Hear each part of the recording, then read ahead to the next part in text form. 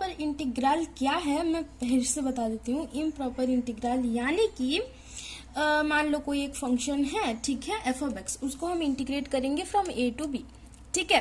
तो ये जो इंटीग्रेशन है इसको हम इम्प्रॉपर तभी कहेंगे अगर हमारा जो फंक्शन एफ ऑफ एक्स है, ये जो इंटीग्रांड है, ये ए बी क्लोज इंटरवल के अंदर क्या होगा, अनबाउंडेड होगा, या फिर हमारा ये जो लिमिट्स है ना, ये ए और बी, ये जो इंटरवल है ये अनबाउंडेड होगा, ठीक है।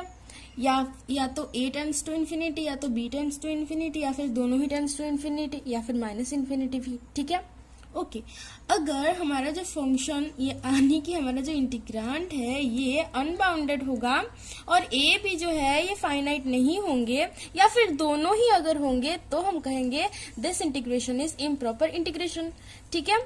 ओके, अभी हम केस 1 पढ़ेंगे, जिसमें कि हम ये पढ़ेंगे कि हमारा ये जो लिमिट है, हमारा ये जो इंटरवल है a b, it is a finite interval, लेकिन हमारा जो इंटीग्रांड है, ठीक है, हमारा जो फंक्शन एफ ऑफ एक्स है, ये इस इंटरवल के अंदर अनबाउंडेड होगा, यानी कि for any point x there exists at least one point x for which f of x tends to infinity या फिर minus infinity.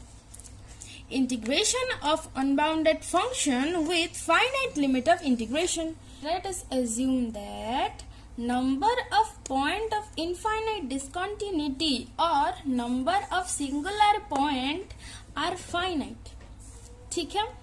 Number of point of discontinuity या फिर उसको ही तो कहते हैं सिंगुलर पॉइंट, वो फाइनाइट होंगे, ठीक है। ओके, क्यों भाई हम ऐसे क्यों कंसिडर कर रहे हैं, हम ये एज्यूम क्यों कर रहे हैं, क्योंकि हम ये एज्यूम करे बिना ये कंसिडरेशन नहीं कर सकते हैं। अगर हम ये एज्यूम नहीं करेंगे तो जो भाई होगा तमाशा वो हमारे बस के बाहर होगा, ठीक है। तो हम ये एज्यूम कर लेते हैं ताकि हमको आसानी हो पढ़ने में, ठीक है। हम ये एज्यूम करेंगे कि the number of singular points या फिर number of points of infinite discontinuity is finite, ठीक है। अच्छा, अब ये पॉइंट ऑफ इनफाइनाइट डिसकंटिन्यूटी जिसको हम सिंगुलर पॉइंट्स कहते हैं, वो क्या है? अरे वही तो वो वाला पॉइंट है ना, वही तो for which modulus of f of x tends to infinity, या फिर आप ये कह लो कि f of x tends to infinity, f of x में टेंड्स टू माइनस इन्फिनिटी, ठीक है। यानी एफ ऑफ एक्स के वैल्यू को हम डिफाइन नहीं कर सकते, it is not define and not finite also, then the point x is called as singular point, जिसको हम पॉइंट ऑफ इनफाइनाइट डिसकंटिन्यूटी भी कहते हैं। अगर वैसा एटलीस्ट एक पॉइंट है इस इंटरवल के अंदर for which f of x का जो मॉडुलस है that tends to infinity, then we say that f of x is not bounded in this closed interval a b, ठीक है। ओके, तो मान लो ये हमारा finite closed interval a b है, ठीक है। A b closed interval is finite, okay. It is not bounded here and this point is the point of infinite discontinuity या फिर सिंगुलर पॉइंट कह लो, ठीक है। उसी तरह बी पॉइंट भी एक सिंगुलर पॉइंट है, राइट, क्योंकि f of b tends to infinity, right. अभी हम केस 1 पढ़ेंगे जिसमें कि हम पढ़ेंगे कि अगर a is the only point of infinite discontinuity, ठीक है। हमने पहले एज्यूम किया है कि number of point of infinite discontinuity is finite, ठीक है। जितने भी पॉइंट्स एक्स हैं for which f of x tends to infinity, that number of point x is क्या, फाइनाइट। लेकिन अगर एक ही ऐसा पॉइंट होगा for which f of x tends to infinity, या फिर कह लो a is the only point of infinite discontinuity, ठीक है, या फिर कह लो a is the only point which set to be a singular point, then what, ठीक है। ये केस को अभी हम कंसिडर करेंगे, ठीक है। फिर पहले हम ए के लिए ये कहेंगे, फिर बी के लिए हम कहेंगे, फिर ए और बी के बीच में कोई एक ऐसा पॉइंट होगा जिसके लिए मान लो कोई एक ऐसा पॉइंट सी है for which f of c tends to infinity, तब क्या कर सकते हैं वो हम देखेंगे। और उसी तरह हम बाद में ये केस कंसिडर करेंगे कि अगर there are finite number of point of discontinuity, then how to integrate that improper integral, ठीक है, वो कन्वर्जेंट या डाइवर्जेंट कब होगा उसको हम यहाँ कंसिडर कर रहे हैं। तो ठीक है, हम पहले केस 1 पढ़ लेते हैं जिसमें कि a is the only point of infinite discontinuity. तो लेट ये जो रेड लाइन है it is our function f of x and let ये जो ए बी क्लोज्ड इंटरवल है it is finite. Okay okay, so a is the only point of infinite discontinuity, यानी कि f of a tends to infinity. ठीक है, f of a tends to infinity. Okay okay, यानी कि हम ये जो एरिया है, ये एरिया अंडर दिस कर्व, इसको फाइनाइट नहीं बोल सकते, राइट। ठीक है, ये कहाँ आ जाएगा हमको तो पता ही नहीं है। ठीक है, okay, so if this is a case, then what to do? How to integrate the improper integral? How to know that the improper integral is convergent or not? Okay, let's check it. For every lambda such that lambda is greater than 0 and lambda is smaller than b minus a, we can write that this area under this curve, this a, is equal to integration of the function f of x from a plus lambda to b. Yes, from a plus lambda to b if it is our singular point a. ठीक है, तो हम ऐसा, तो हर एक lambda, for every lambda, कैसा lambda, जो lambda की 0 से तो बड़ा होगा और b माइनस ए से लेकिन छोटा होगा। ठीक है, तो let this is our point, this is a plus lambda. ठीक है, अच्छा, ये हमारा सिंगुलर पॉइंट है, यानी F of a tends to infinity, लेकिन हमने यहाँ ये एज्यूम किया है कि a is the only point of infinite discontinuity, यानी कि a के अलावा यहाँ जितने भी पॉइंट्स हैं, for all x except a, we can say that f of x is definable, f of x is finite, right.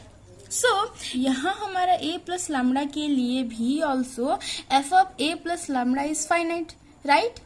अभी हमने ये क्यों कंसिडर किया है कि ये जो लैम्डा है वो b माइनस ए से छोटा होना चाहिए।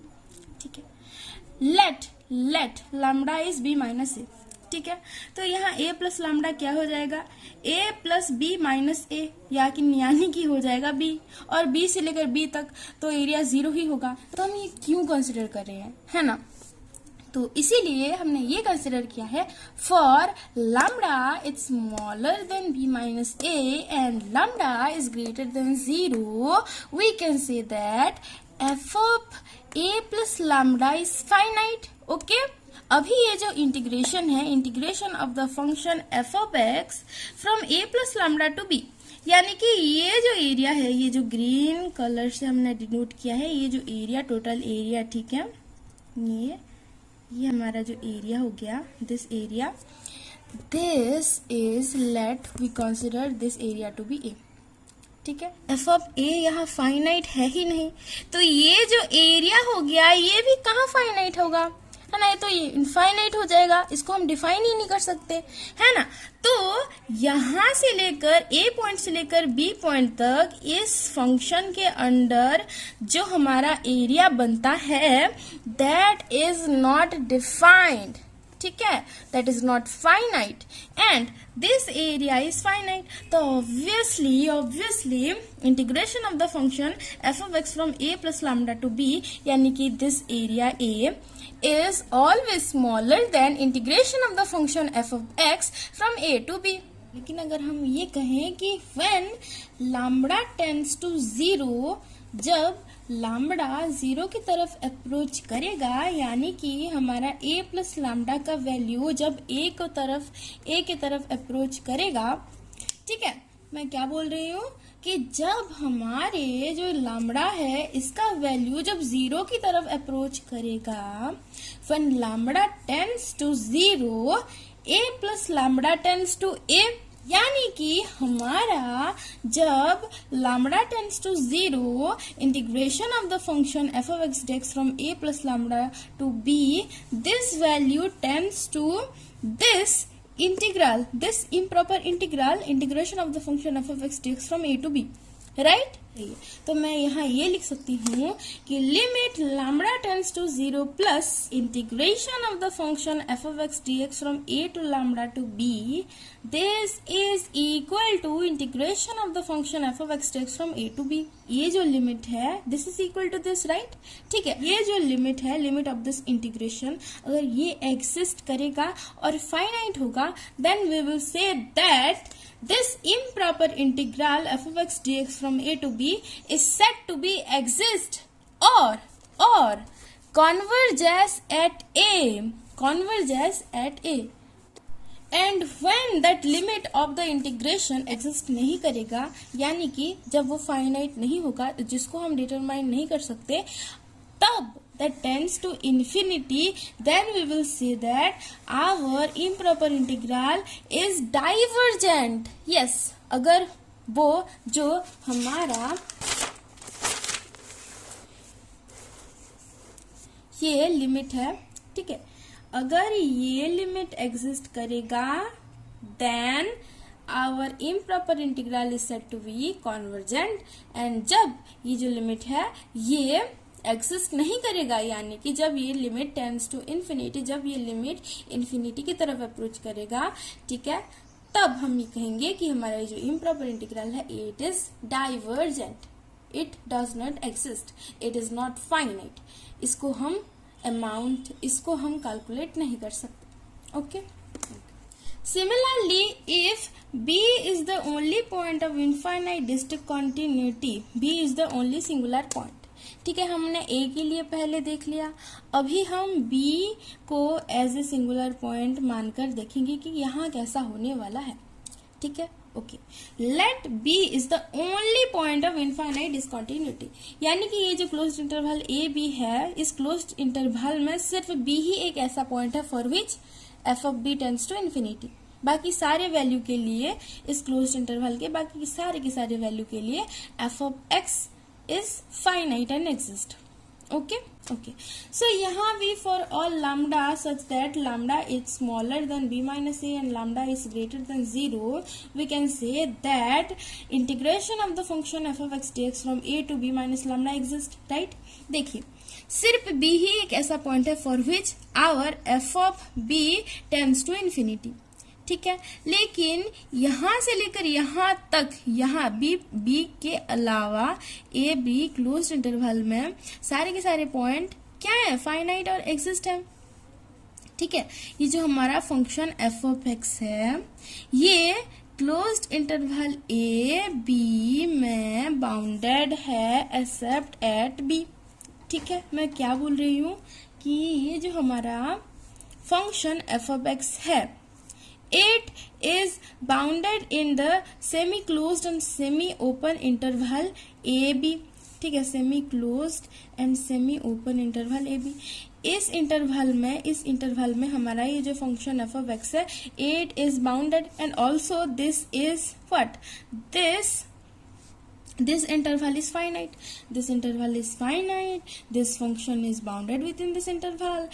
Then integration of the function f of x from a to b minus lambda for lambda is greater than 0, lambda 0 नहीं है, अगर lambda 0 हो जाएगा तो ये b minus lambda तो b हो जाएगा ना।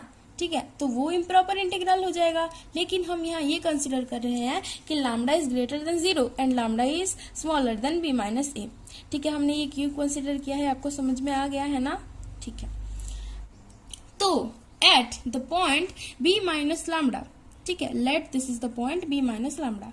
ठीक है, तो b माइनस लैम्डा पॉइंट में हमारा जो फंक्शन का वैल्यू है, यानी f of b minus lambda is exist and it is finite also. ठीक है, ये फाइनाइट, ये फाइनाइट, ये हाइट फाइनाइट, ये हाइट फाइनाइट, और ये जो फंक्शन एफ ऑफ एक्स है it is bounded within this interval. Then हम ये कह सकते हैं कि ये जो हमारा एरिया है it is finite and this integration is a proper integration, right. Integration of the function f of x from a to b minus lambda is a proper integral, right. ठीक है, तो यहाँ हम ये कह सकते हैं कि जब जब लैम्डा का वैल्यू 0 की तरफ अप्रोच करेगा, ये इंटीग्रेशन का value improper integral integration of the function f of x dx from a to b उसके तरफ अप्रोच करेगा।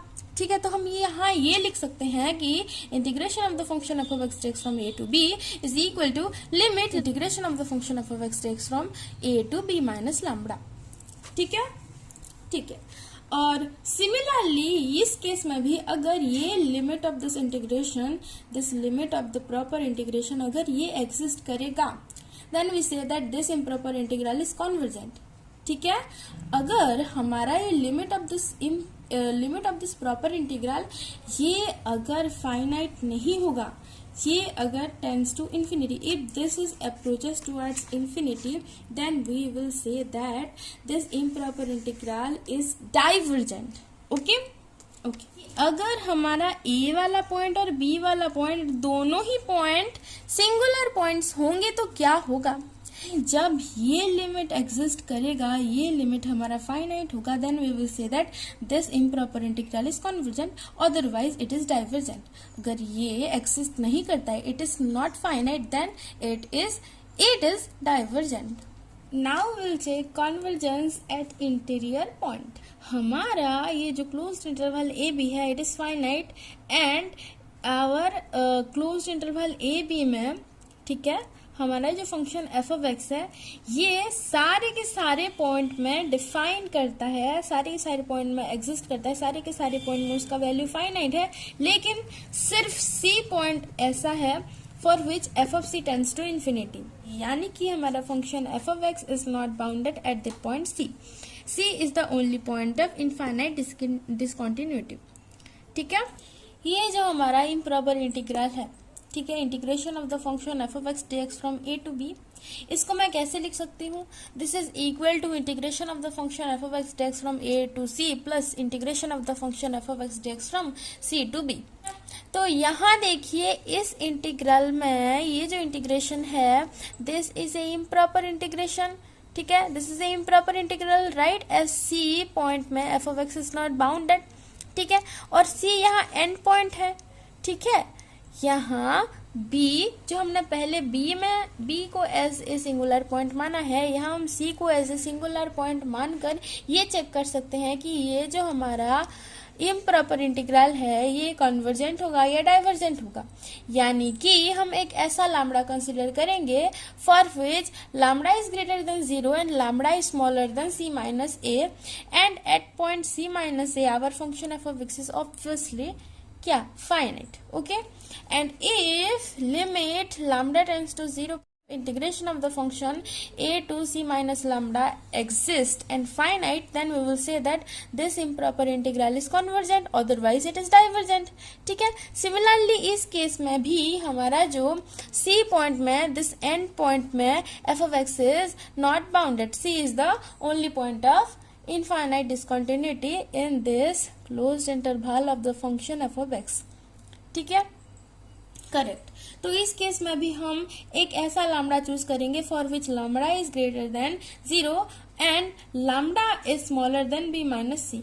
ये इम्प्रॉपर इंटीग्रल और ये इम्प्रॉपर इंटीग्रल, दोनों ही इम्प्रॉपर इंटीग्रल एग्जिस्ट करेंगे, दोनों ही फाइनाइट होंगे, then we will say that this improper integral is convergent. अगर ये दोनों में से कोई एक भी अगर इनफाइनाइट होगा, कोई एक अगर एग्जिस्ट नहीं करेगा, then we will say that this improper integral is divergent.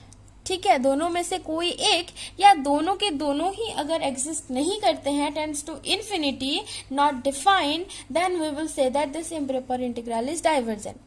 सिर्फ और सिर्फ जब जब ये दोनों ही इम्प्रॉपर इंटीग्रल एग्जिस्ट करेंगे, फाइनाइट होंगे, then this improper integral is also convergent. दोनों ही कन्वर्जेंट, यानी ये भी कन्वर्जेंट, एक डाइवर्जेंट एक कन्वर्जेंट तो ये डाइवर्जेंट, ये कन्वर्जेंट ये डाइवर्जेंट तो ये डाइवर्जेंट, ये डाइवर्जेंट ये डाइवर्जेंट तो ये डाइवर्जेंट। ठीक है, ओके। हमने यहाँ बहुत सारे केसेस कंसिडर किए हैं। एंड पॉइंट ए में अगर एंड पॉइंट ए अगर सिंगुलर पॉइंट होगा तो कैसा होगा, बी अगर सिंगुलर पॉइंट होगा तो कैसा होगा, ए बी के बीच में कोई एक सिंगुलर पॉइंट होगा तो कैसा होगा, दोनों ही पॉइंट अगर सिंगुलर पॉइंट्स होंगे तो कैसा होगा। लेकिन हम यहाँ इस केस में कंसिडर करेंगे कि f has finite number of point of infinite discontinuity c1 c2 up to cm within the closed interval ab.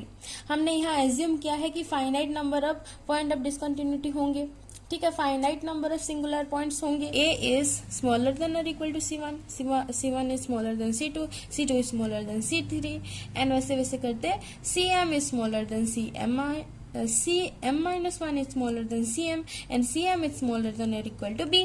ठीक है, तो मैंने यहाँ ऐसे पॉइंट कंसिडर किया है.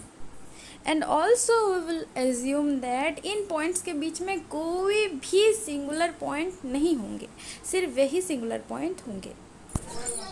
सिर्फ और सिर्फ c1 c2 up to cm ही ऑल पॉसिबल सिंगुलर पॉइंट्स होंगे. सो अगर मैं इस इंटीग्रेशन को ऐसे लिख दूं तो कुछ भी फर्क नहीं पड़ेगा हमको. अगर इसमें से कोई एक भी डाइवर्जेंट होगा तो हम कहेंगे this improper integral is divergent. Similarly वैसे वैसे करते अगर ये सारे के सारे डाइवर्जेंट होंगे तो obviously this is also divergent. ठीक है, सारे के सारे कन्वर्जेंट होने चाहिए तभी हमारा ये इम्प्रॉपर इंटीग्रल कन्वर्जेंट होगा, else this is divergent. Okay, तो हो गया हमारा कन्वर्जेंट और डाइवर्जेंट चेक करने का इम्प्रॉपर इंटीग्रल के केस में.